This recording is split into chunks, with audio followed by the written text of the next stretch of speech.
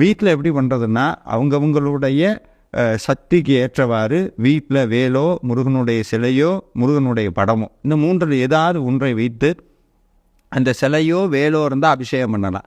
என்ன அபிஷேகம் பண்ணலான்னா மஞ்சளோ பால் இளநீர்னு அவங்கவுங்க சக்திக்கு ஏற்ற மாதிரி அபிஷேகம் பண்ணி பூவெல்லாம் சாத்தி நிறைய திருப்புகள் படிக்கணும். அதுவும் இந்த நான் சொன்ன 2 திருப்புகள், திருவிடைக்கழியினுடைய திருப்புகள், திருப்பரங்குன்றத்தினுடைய திருப்புகள், அதில் ஆறுபடை வீட்டு திருப்புகளும் பாராயணம் பண்ணலாம். திருப்புகள் பாராயணம் பண்ண அவங்கள இப்போ உதாரணத்துக்கு சில பேருக்கு வாழ்க்கையில் இதுதான் தேவைன்னே தெரியாமல் இருக்கும். நிறைய பேர் நம்ம நினச்சிக்குவோம், நான் இந்த வேலைக்கு போனால் நல்லா இருப்பேன், எனக்கு இந்த கல்யாணமானால் நல்லா இருப்பேன். அப்படி இல்லை. அவங்கவுங்க வாழ்க்கையில் நல்லா ஆக்கிறதுக்குன்னு ஒரு விஷயம் இருக்கும்.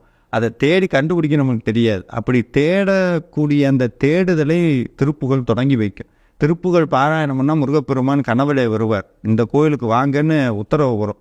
இந்த மாதிரி நிறைய அதிசயங்கள் நடக்கும். அப்போ அந்த விரதம் பங்குனி உத்தரத்தன்னைக்கு வீட்டில் தீபம் ஏற்றி சுவாமி முன்னாடி உட்காந்து ஆறுபடை வீட்டு திருப்புகள், முக்கியமாக திருவிடைக்கழியும் திருப்பரங்குன்றம் திருப்புகளும் பாராயணம் பண்ணி சுவாமிக்கு அர்ச்சனை பண்ணி குமாரஸ்தவம்னு ஒரு மந்திரம் இருக்கிறது. பாமன் சுவாமிகள் அவர்லேயே குமாரஸ்தவம்ங்கிற மகாமந்திரம். அப்போ எப்படின்னா சுவாமிக்கு இந்த மாதிரி விரத நேரங்களில் உட்காந்து திருப்புகள் பாடிட்டு இந்த குமாரஸ்தவம் பாடி பூஜை பண்ணிவிட்டு சுவாமிக்கு நைவேத்தியமாக பாயாசமோ சக்கரை பொங்கலோ இனிப்பான ஒன்று நைவேத்தியம் பண்ணிவிட்டு அதுக்கப்புறம் கோவிலுக்கு போய் சாமிக்கு அர்ச்சனை பண்ணி அங்கே உட்காந்து திருப்புகள் ஏதாவது ஒரு திருப்புகள் பாடி நமஸ்காரம் பண்ணிவிட்டு அவங்கவுங்க வேலையை தொடங்கிடலாம். அதுக்கப்புறம் மாலை அவங்கவுங்க வேலையெல்லாம் முடிச்சுட்டு மாலையும் இதே மாதிரி வழிபாடு பண்ணி சுவாமிக்கு பால் பாயாசமோ பாலோ நைவேத்தியம் பண்ணி அந்த பாலை உட்கொண்டு விரதத்தை நிறைவு செஞ்சிடலாம்.